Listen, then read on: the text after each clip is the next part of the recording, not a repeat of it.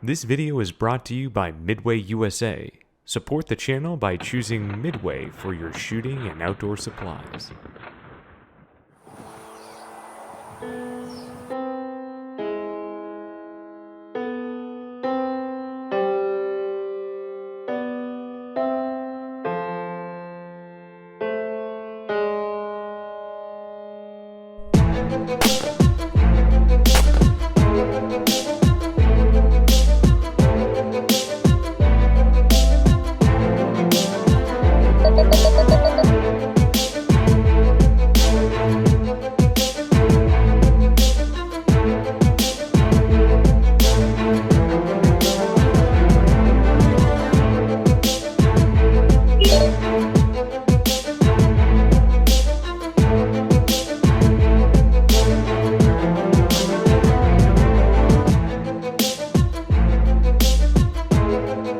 The VDV has deemed this to be the optimal loadout for the Russian armed forces, so let's see how it does.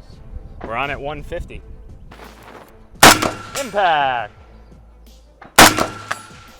200. Impact! Got it, nice. Okay, 250. Impact! Got it, nice. Okay, 300. Okay, I've bumped it to number 3, the 300 meter. I'm gonna use a base hold. Just off the right. Elevation looked good though. Impact. Impact. So starting to feel that wind there, eh? Yeah. All right, 350. Gonna maintain that 300 meter sight setting and just hold dead. Yep. Just off the left edge. I saw a splash on the right, but I'm not sure if it came in low and skipped up or not, so impact dead on. Just off the left. Just off the right.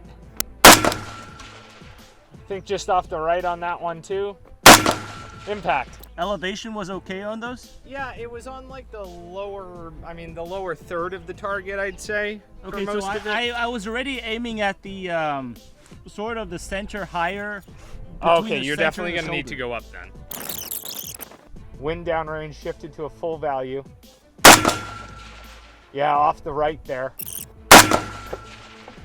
Short on that one into the berm in front of it. Impact. Impact. Okay. Okay, we're on at 450. So 450, I'll use the 400 meter setting and hold dead. Impact. Just off the right, elevation's perfect. Just off the right. All right, that came in short. That's it right there. Okay. So we're gonna click up to 500 and you're gonna be way off the target to the left then. Correct, yes. Okay, you still came in slightly right. That's it right there, impact. There it is, nice dude. Nice. I dig it. 30 rounds. All right, respectable. I mean, that's decent for an AK-74, well, 5.45 AK, shall we say. Especially with irons and especially with this type of wind conditions. I think that's a very respectable run. So was that better than what it did with optics? That was better than what it did with optics. Oh no. And so, I mean, I've got to say, there's a lot to say. Let's just say that there's a lot to say. Yeah. On this. Yep. We may not say all the things that could be said, but we'll try to mince this one a little bit more. And the debrief, unless you had anything. Let's head over. We'll see you at the debrief. Привет, товарищ. You must have caught me admiring my flowers. I was only about to fertilize them, the best way I know. The Russian way. I hope you're enjoying the show so far, because shows like this, they're brought to you, of course, by Slate Black Industries. But most importantly, They're brought to you by the patrons of Patreon and Utreon. That's right. This group of comrades, they support us financially, intellectually, but most importantly, emotionally. So today I'd like to invite you. Come, join us. Become one of us. Together, we are going to start the revolution in small arms development. But if you cannot, we understand. We will be just as happy to see your comments in the comment section below. But for now, I have to finish fertilizing, and we will get on with the show. I think things need to be taken into context a little bit. So predating this video, we dropped a classic review that absolutely ripped into a lot of the features that the AK12 had. And my thought, and I was a primary one on driving that video, I was very disappointed because to me, the AK-12, the existence of this generation of the AK-12, and there has been a follow-on generation, we'll talk about that in a bit in the video, really lacked a direction for this weapons project. Like to me, when I'm looking at this, I don't see this solving any problems. In fact, it's adding more problems to the troops who are using it in the field. I mean, some may rejoice to that prospect. But just talking from a small arms professional, yes, that is not solving any problems in my opinion. But I think that's a point of what we're talking about today, though. And maybe I think, before we started recording, you were saying maybe let's see if we should retouch on some of those topics, right? Is that kind of what you wanted to do? Well, yeah, absolutely. Because I think, again, within context, when we originally shot this rifle and we did our first classic review on it, let's just call it like pop culture sort of social acceptance of the rifle was one of, I would go as far as saying, immense popularity, because at that point in time, everybody thought it was the new hotness, the new best thing, and there really hadn't been very much coverage of it in at least any sort of semi-critical light within the U.S. media at the very least.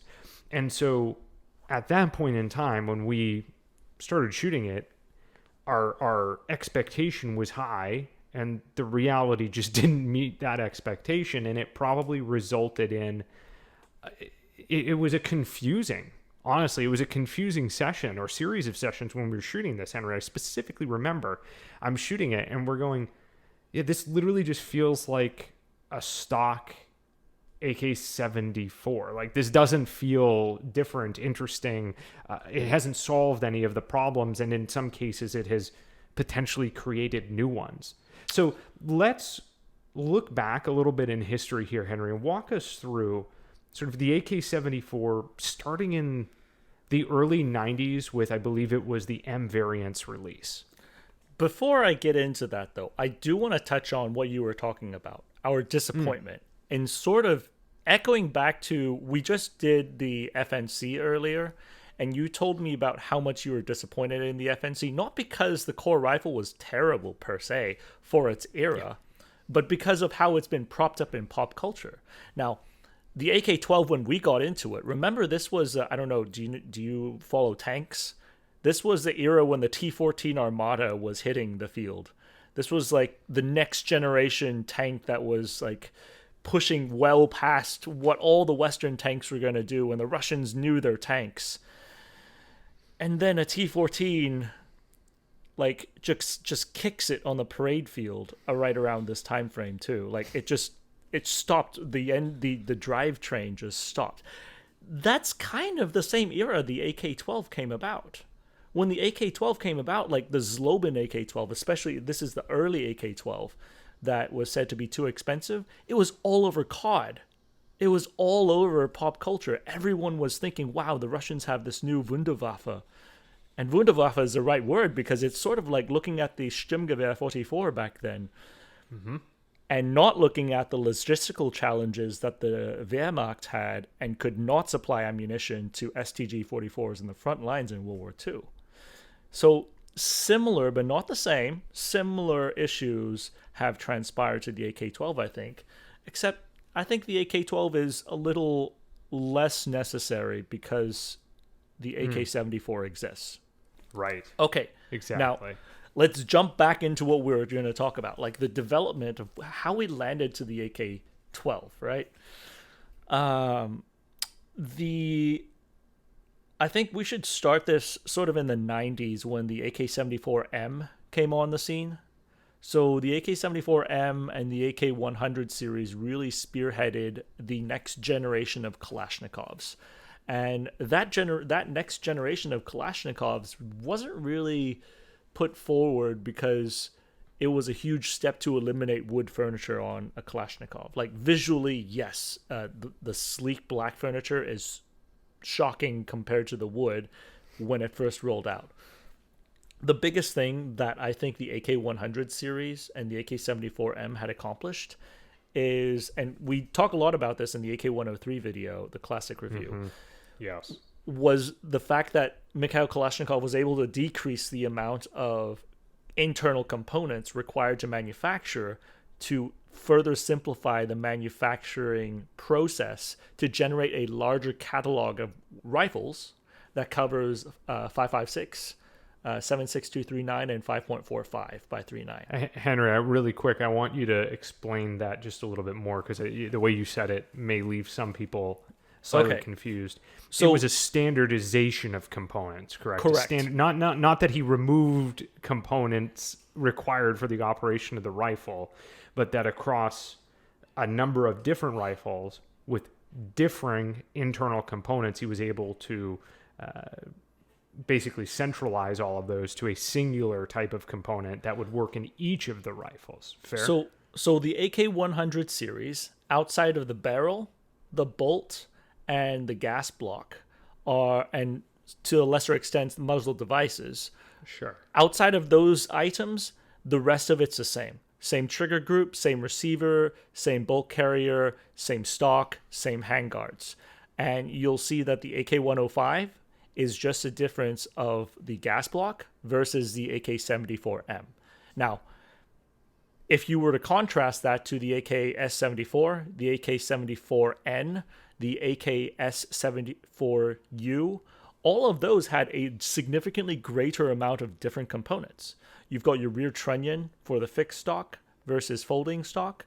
You've got different sights for the U, and the U is entirely different for the carrier and everything. Right. And so by switching out these small components, switch out the barrel and the bolt, and all of a sudden you have an AK-103 that could be manufactured on an AK-74M line. That is brilliant. Absolutely brilliant. It is. That is, I was literally, the word was brilliant. You said it. Especially when you take this and you put it in a context outside of firearms. Like if you work in any sort of operational field, any sort of inventory management related field, think about SKU consolidations. Think about how much efficiency that brings to your operation. That's exactly what was done here, and it was incredible. One of the smartest decisions when it comes to manufacturing small arms, especially out of Russia in the last, 30, 40, 50 years. The crazy thing, though, I mean, even with the further development in consolidating the manufacturing capacity in order to manufacture a greater amount of different products with less components, Russia still was under a lot of problems going through the 90s, especially like in the early 2000s. Kalashnikov Concern and predating that, Izhmash was not financially doing very well at all. And so they honestly, turning into the Kalashnikov Concern, they've gotten significantly gutted from the Izhmash days. I mean, remember, this was back in the day when they were making the PP-19 Bison, you know, the helical magazine in the front. Like that was the era when they were also making the AN-94, the 2-round burst mechanism rifle that cost way too much, and it was almost like they were on one hand, they were doing these brilliant things of consolidating the component counts, and then on the other hand, they were developing these wild products that was sort of a problem searching for an answer. So moving forward, going into the the 2010s and so, the Kalashnikov Concern received a lot more, let's say, help from the state in order to continue working. And so let's get into the time when it coincides with the Ratnik project. That was the modernization of the Russian military, right? The idea was almost like a not necessarily a carbon copy. It was like how can I put this? An economical version of the way the U.S. military had modernized during the GWAT era. But instead of using a lot of civilian contractors and components, they used a lot. They had a lot more control over their military industrial complex than the U.S. Directly did. I'm not saying that the U.S. did not, but direct control. So I'm trying to deliberately be careful on the way I phrase things here. So there was a lot of governmental input on weapon projects, on developed weapon projects, in order to answer some of these modernization programs. To include some really weird considerations, like we want 2-round bursts in the AK-12. Whoa. Why? Like everything the West knows about bursts is like, you may as well have 5 to 6 round bursts if you were to do a burst, because then you could actually control it. Anything along those 2-3 round bursts, it's highly unpopular.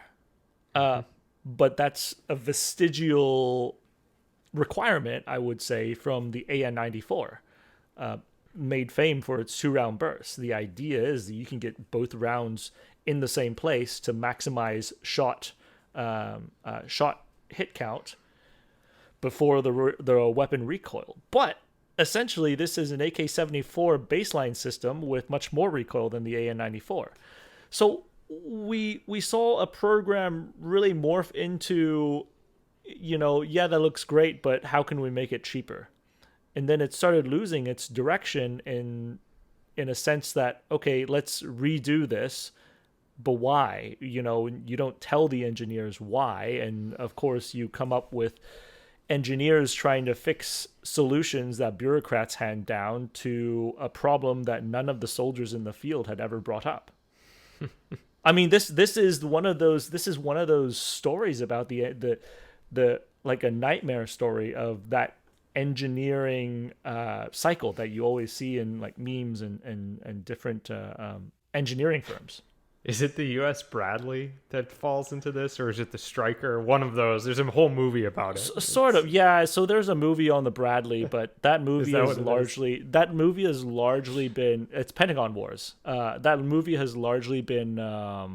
It's actually very controversial to even, because the movie was written by a guy who immensely disliked the Bradley in the first place. And Henry, let me just have my anti-government bureaucrat yes. engineering moment. Okay. But yes, the governments do not bode well when it comes to setting up, snapshot requirements, and that's why you have NASA versus SpaceX. So here we are with the AK-12, though.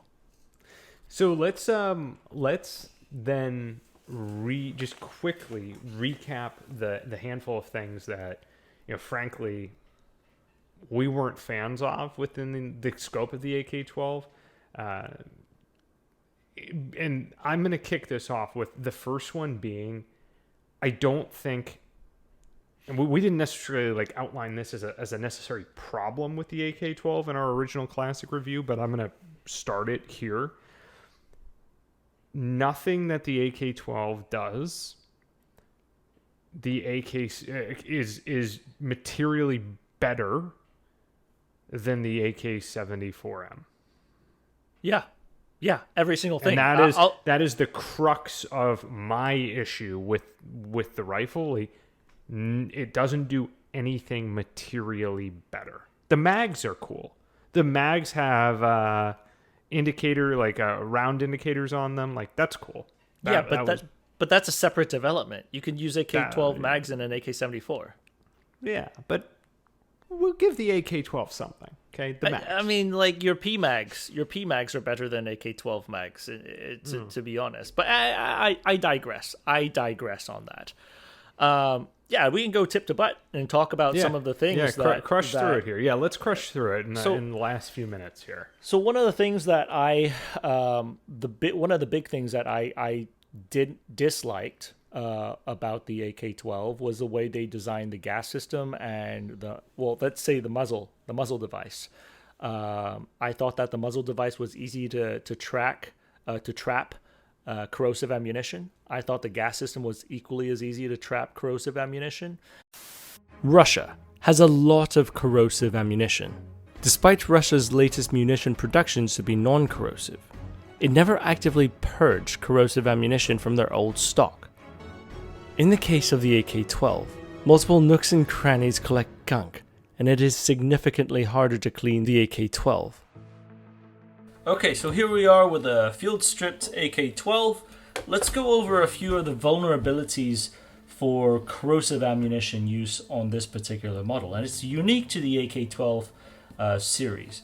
The first one is a very fancy muzzle device, quick detach and all that, but this channel right here is an area of consideration. It's very difficult to get tools within this channel, and so this would likely build up rust. Another part, you're looking at the gas block right here.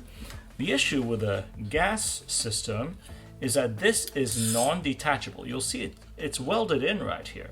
And so right here where the lip forms between the gas tube and the gas block, this is very difficult to clean from the rear end, and actually very difficult to clean from the front end, even if I'm using something like a pick like this.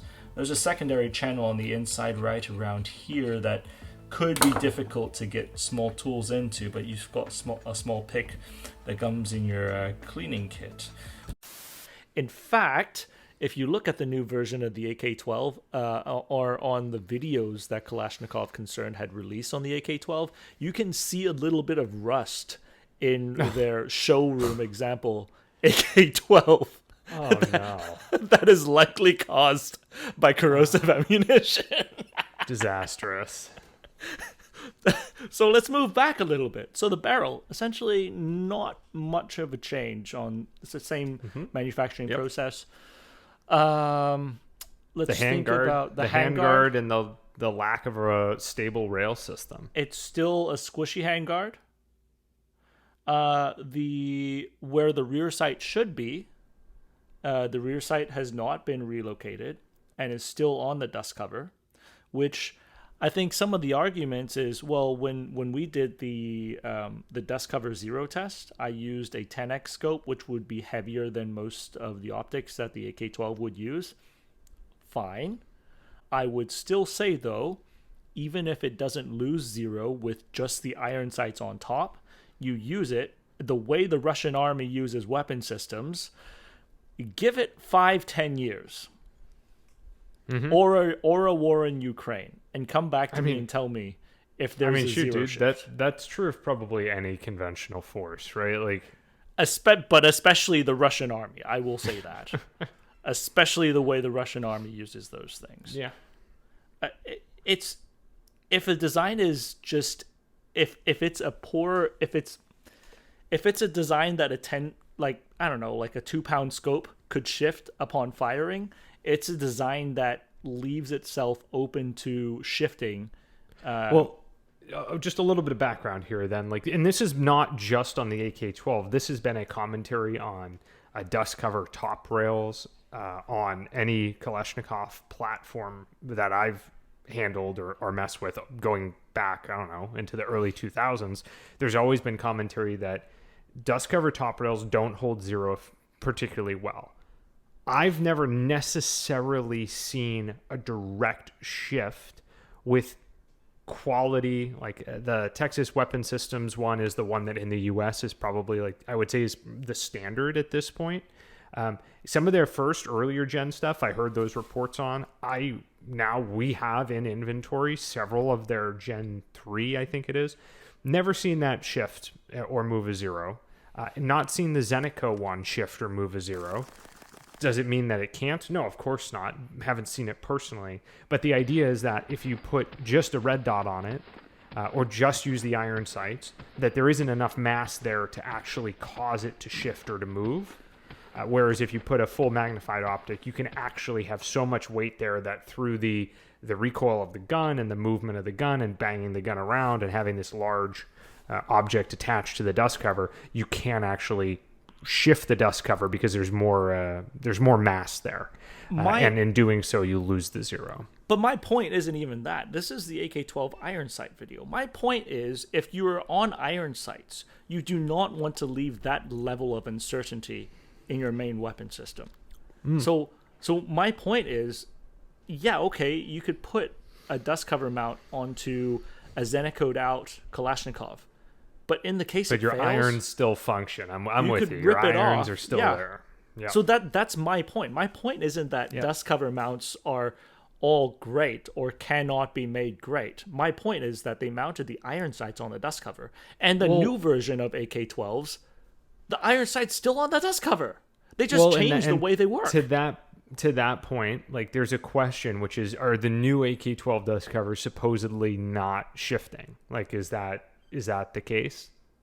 So there are other, or TBD. Like, I think TBD, nobody really knows.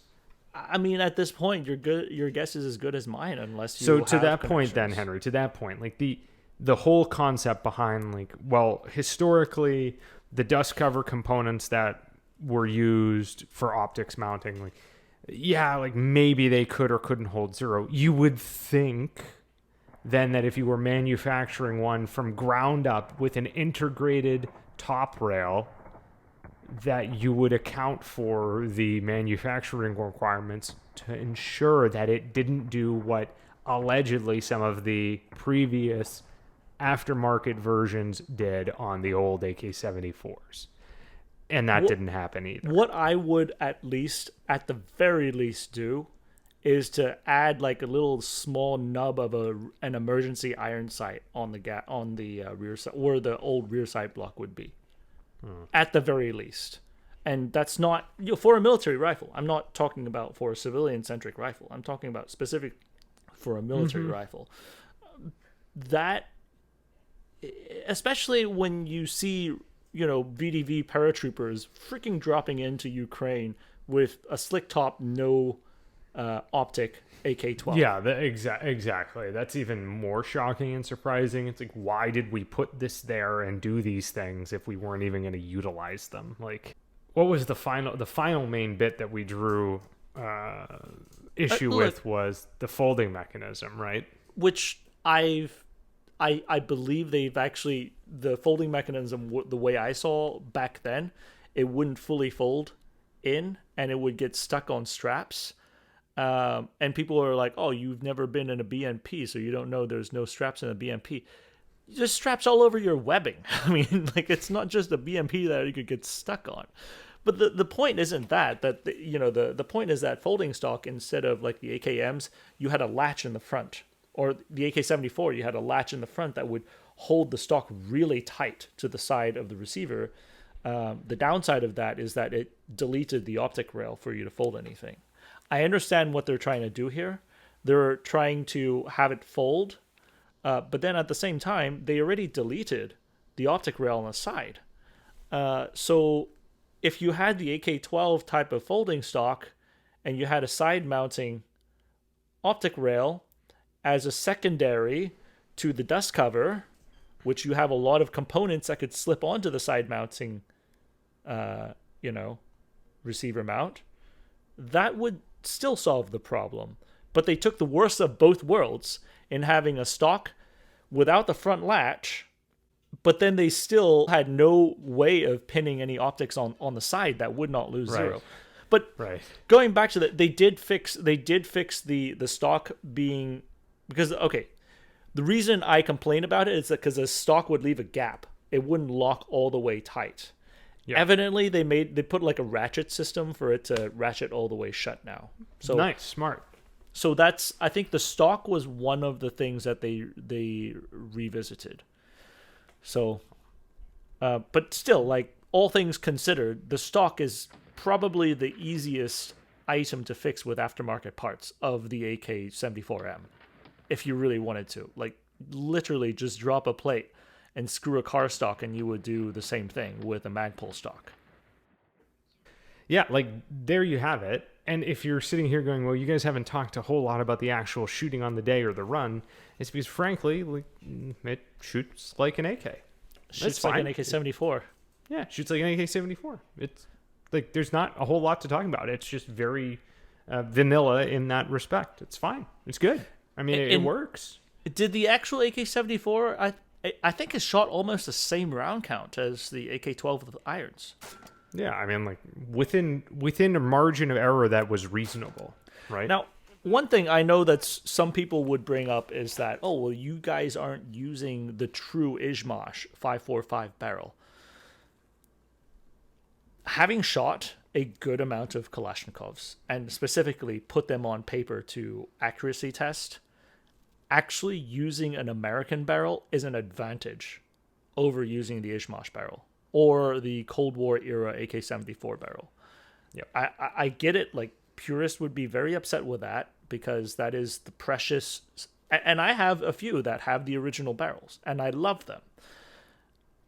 But it's a collector's item.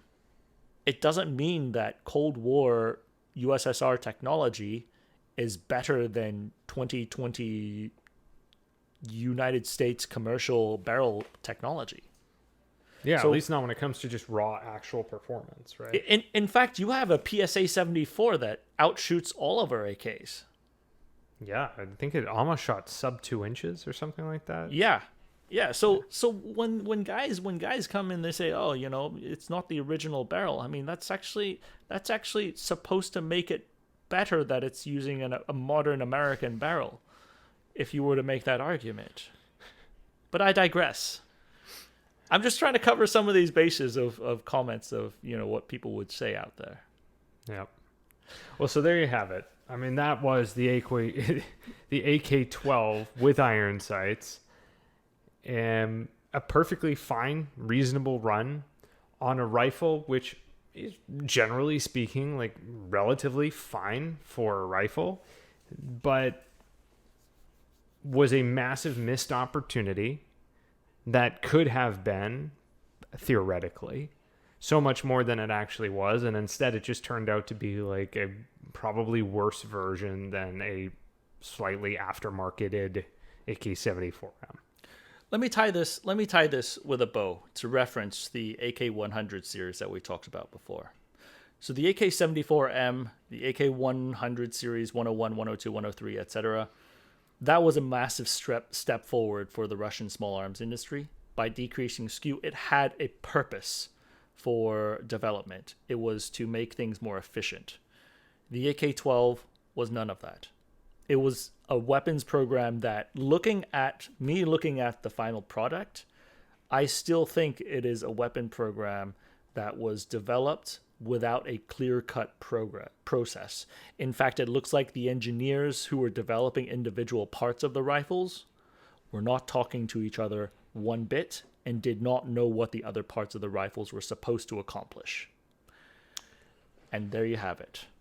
Rough. All right, gang, if you're still with us, thank you so much. You are the best. The OGs, the true troopers here. So make sure, if you're still here, do all of those good YouTube things. Like, comment, subscribe. Make sure that if you are so inclined, you check us out on Patreon as well. And until next time, we'll see you on the range. Do svidaniya.